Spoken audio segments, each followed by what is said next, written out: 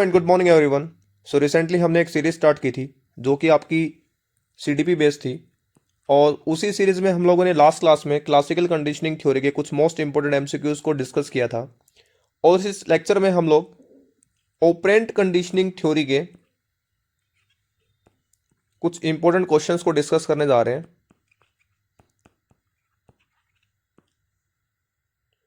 जो कि आपको एग्जाम्स हैं, अभी जो भी एग्जाम्स आपके इंपॉर्टेंट एग्जाम्स आएंगे उनमें आपको ये काफ़ी हेल्पफुल रहेंगे।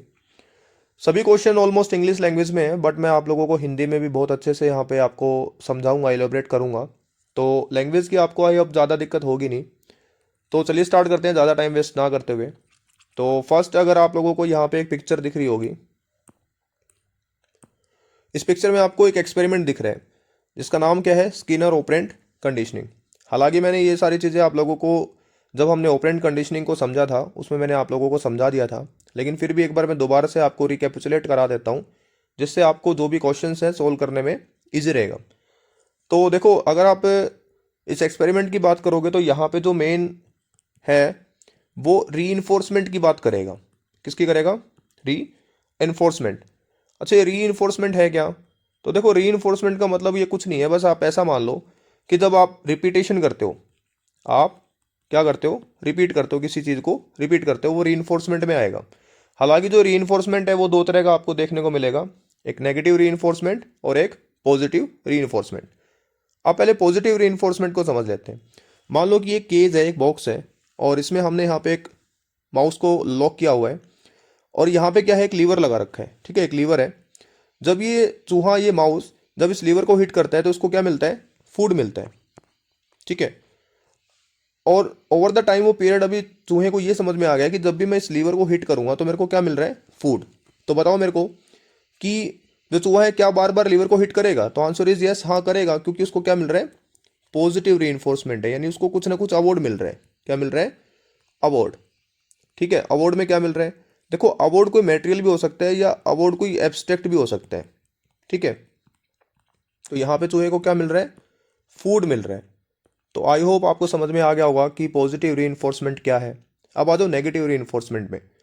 अब नेगेटिव री का मतलब क्या, कि मान लो कि यहाँ पे हमने ना कुछ इलेक्ट्रिक शॉक लगा रखा है ना, इलेक्ट्रिक वायर है आपकी, और चूहे को यहाँ पे इलेक्ट्रिक शॉक लग रहा है, लेकिन माइनर लग रहा है ना, माइनर शॉक लग रहा है।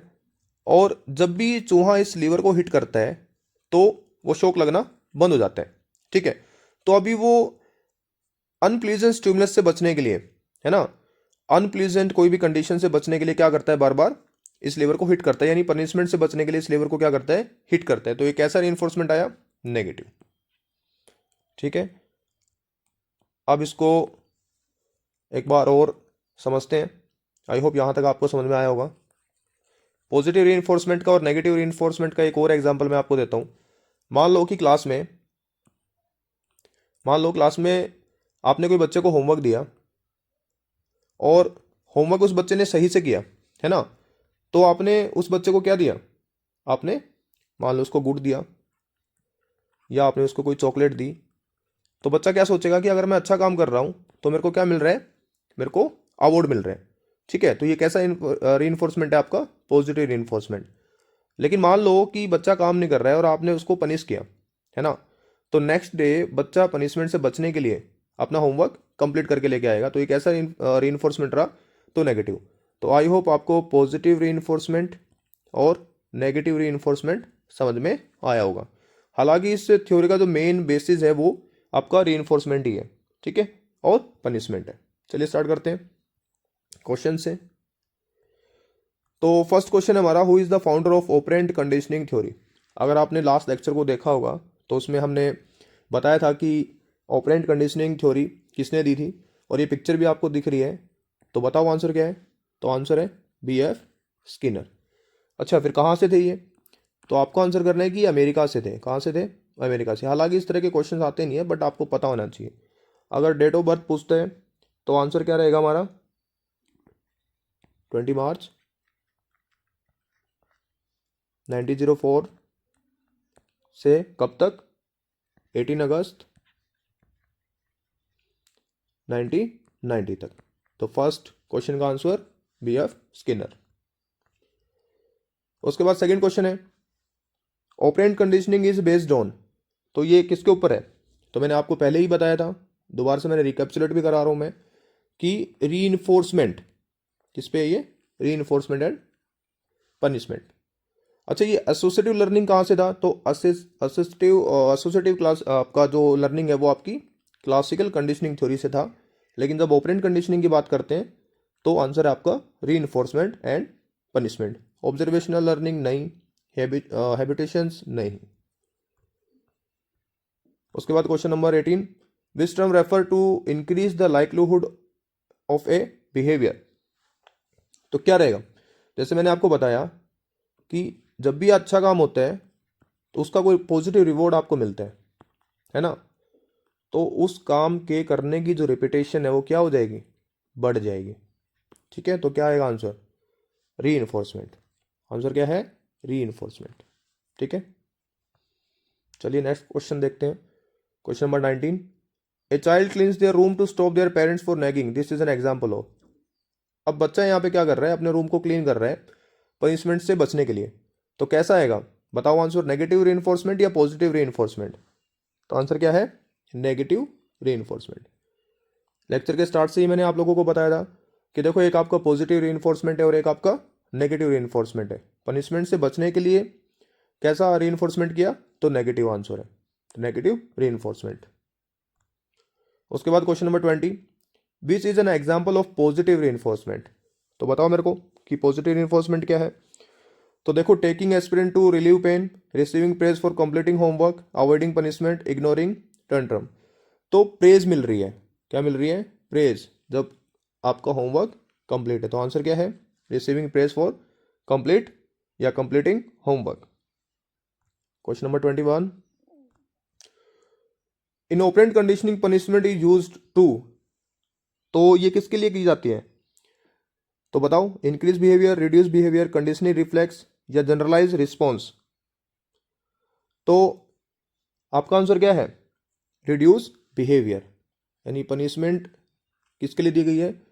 कि भाई जो भी बिहेवियर, जैसे बच्चा काम नहीं कर रहा है ना, और उसको, उस बिहेवियर को कम करने के लिए क्या दी जाएगी? पनिशमेंट। हालांकि पनिशमेंट भी दो तरह से है, आपका फर्स्ट पॉजिटिव पनिशमेंट है और आपका नेगेटिव है। देखो, पॉजिटिव पनिशमेंट का तो मतलब ये है कि जिस पनिशमेंट से बच्चा अभी काम करना स्टार्ट कर दे, ऐसा मान लो कि ठीक है अभी उसका बिहेवियर वो पॉजिटिव चेंज हुआ है। लेकिन ऐसी कोई पनिशमेंट जिससे बच्चा मान लो किसी सब्जेक्ट में काम नहीं कर रहा है और बच्चा वो सब्जेक्ट ही पढ़ना छोड़ दे, तो वो नेगेटिव पनिशमेंट में काउंट होगा। तो यहाँ पे 21 का आंसर क्या है? Reduce behaviour. तो क्वेश्चन नंबर 22 देखते हैं, this type of schedule reinforce behaviour after a specific number of response. देखो, ये मैंने क्वेश्चंस आप लोगों की, जब हमने ऑपरेंट कंडीशनिंग की थ्योरी को डिस्कस किया था इन डिटेल, वहां पे मैंने आप लोगों को बताया था। आंसर क्या है? Fixed ratio. This type of schedule reinforce behaviour after specific number, जब स्पेसिफिक नंबर की बात होती है तो एक स्पेसिफिक रेशियो रहेगा। ठीक है, तो क्वेश्चन नंबर 22 का आंसर है फिक्स्ड रेशियो। उसके बाद question number 23, what is an example of variable ratio schedule. तो क्वेश्चन नंबर 23 का आंसर क्या है? आपका विनिंग ए लॉटरी, मतलब कभी एक जनरलाइज है, कोई रेशियो नहीं है यहाँ पे, है ना, वेरिएबल रेशियो है, फिक्स नहीं है। Question number 24, what type of reinforcement involves removing an unpleasant stimulus. तो कैसा आएगा? आंसर करो, नेगेटिव रीइंफोर्समेंट है या पॉजिटिव रीइंफोर्समेंट है? तो जैसे मैंने आपको बताया था, जो केस है माउस वाला, कि माउस को शॉक लग रहा है इसलिए वो लीवर को क्या कर रहा है? प्रेस कर रहा है। तो कैसा रीइंफोर्समेंट है? आपका नेगेटिव रीइंफोर्समेंट है। उसके बाद है, which schedule involves reinforcing the first response after a set off period. तो क्या रहेगा? तो एक फिक्स्ड टाइम चाहिए, एक फिक्स्ड इंटरवल चाहिए। ठीक है, अच्छा, कुछ क्वेश्चंस को मैं इलेबोरेट कर रहा हूँ, कुछ क्वेश्चंस को मैं डायरेक्टली फैक्चुअल रख रहा हूँ। देखो, जो फैक्चुअल क्वेश्चंस हैं उसको हम फैक्ट्स ही रखेंगे, क्योंकि यहाँ पे मेरे को आपका टाइम वेस्ट नहीं करना है। हम उतना ही पढ़ रहे हैं जो कि हमारे एग्जाम रिलेवेंट है, और कम टाइम में हम ज़्यादा चीज़ों को सीखने और समझने की कोशिश कर रहे हैं। मैंने पहले भी आपको बताया, एग्जाम टाइम में आप लोगों को ये बात जरूर याद रखनी है कि what should be study and what should not be study. ठीक है, तो एग्जाम पॉइंट ऑफ व्यू से जो भी इंपॉर्टेंट है उसको हम यहाँ पे डिस्कस करेंगे। क्वेश्चन नंबर 26 क्या बोल रहे हैं? The concept of shaping in operant conditioning refer to. तो eliminating undesired behaviors, gradually reinforcing successive step toward a target behavior, randomly reinforcing response, changing unconditioned stimulus. तो लिमिटिंग अनडिजायबल बिहेवियर नहीं है, gradually reinforcing successive step toward a target behaviour, है ना। एक behaviour को change करने के लिए एक टारगेट हमें रिजल्ट चाहिए, तो आंसर क्या है आपका, gradual reinforcing successive steps toward a target behaviour. ठीक है, आई होप यहाँ तक चीज़ें आप लोगों को समझ में आ रही हैं। Question number 27, what is an extinction in operant conditioning. तो बताओ एक्सटिंक्शन क्या। एक्सटिंक्शन मैंने आप लोगों को बताया था कि जब चीज़ें खत्म हो रही है, यानी वो कंडीशनिंग खत्म हो रही है ना। कंडीशनिंग का मतलब क्या है कि टारगेट रिजल्ट की बात होती है कि भाई हाँ ये रिजल्ट हमारा इस एक्सपेरिमेंट के बाद रहेगा, या इस एक्शन के बाद हमारा ये रिएक्शन होगा, और जो कि फिक्स है ना। तो वीकिंग बिहेवियर आफ्टर स्टॉपिंग रीइंफोर्समेंट, है ना। मान लो कि बच्चा काम कर रहा है लेकिन आप उसको रिवॉर्ड नहीं दे रहे हो। बच्चा काम कर रहा है और आप उसको क्या नहीं दे रहे हो, रिवॉर्ड नहीं दे रहे हो। तो सीधी सी बात है कि जो बिहेवियर आएगा, जो बिहेव है बच्चे का, वो उस तरह से एक्ट करना स्टार्ट कर देगा और वो लैग करेगा, यानी वो बार बार रिपीटेशन करेगा नहीं। इसी केस में आप उस चूहे का एग्जाम्पल लो कि जैसे चूहे ने लीवर को हिट किया था और चूहे को क्या मिला था, फूड, लेकिन अभी चूहा लीवर को तो हिट कर रहा है लेकिन फूड नहीं मिल रहा है। तो जो लीवर को प्रेस करने की जो सक्सेसिव है, जो रेट है, तो वो कम हो जाएगा। वो अभी लीवर को प्रेस करेगा ही नहीं, क्योंकि उसको पता चल चुका है कि लीवर के प्रेस करने से मेरे को कोई रिजल्ट तो मिल नहीं रहा है और कोई पॉजिटिव रिवॉर्ड नहीं मिल रहा है। तो क्या आएगा, weakening of behaviour after stopping reinforcement. Increase behaviour after reinforcement नहीं, स्ट्रेंथिंग द स्टिमुलस नहीं, अवॉइडिंग पनिशमेंट नहीं। ठीक है, उसके बाद Skinner use which device to study operant conditioning. First में ही आंसर आप लोगों ने पिक्चर में देखा था, तो क्या था, स्किनर बॉक्स। एक्सपेरिमेंट किस पे था, तो माउस पे था। अच्छा, आपको ये तो पता ही होगा, हम लोग यहाँ पे जो भी मनोवैज्ञानिक और जो साइकोलॉजिस्ट की बात कर रहे हैं वो सब बिहेवियरिज्म के हैं ना। बिहेवियरिज्म को हिंदी में क्या बोलते हैं, व्यवहारवाद। व्यवहारवाद का मतलब क्या, कि एक्सटर्नल फैक्टर से कैसे बिहेव को चेंज किया जा सकता है। ठीक है, वही सब हम यहाँ पे स्टडी कर रहे हैं। और इसे में हमने क्लासिकल कंडीशनिंग को पढ़ लिया, और इसमें हम क्या पढ़ रहे हैं, ऑपरेंट कंडीशनिंग को। और ये जो क्वेश्चंस हैं आपके almost MCQ questions previous years के हैं, जैसे डीएसएसबी एग्जाम्स हैं, केवीएस एग्जाम्स हैं, आपकी रीट एग्जामिनेशन, आपका स्टेट और आपका सीटेट। अब आ जाओ क्वेश्चन नंबर 29 में, ये क्या बोल रहे हैं, which is an example of punishment. तो सिंपल सा क्वेश्चन है, आंसर करो। Taking away toy for bad behaviour, giving candy for good behaviour, ignoring a tantrum, teaching a new skill. तो सीधी सी बात है, आंसर क्या है हमारा, taking away a toy for bad behaviour. ठीक है, उसके बाद question number 30 and last question, a teacher gives gold stars to student who complete their homework, this N example of. अभी आप लोगों को शायद डिफरेंस समझ में आ गया होगा कि पॉजिटिव रीइंफोर्समेंट में क्या है और नेगेटिव रीइंफोर्समेंट में क्या है।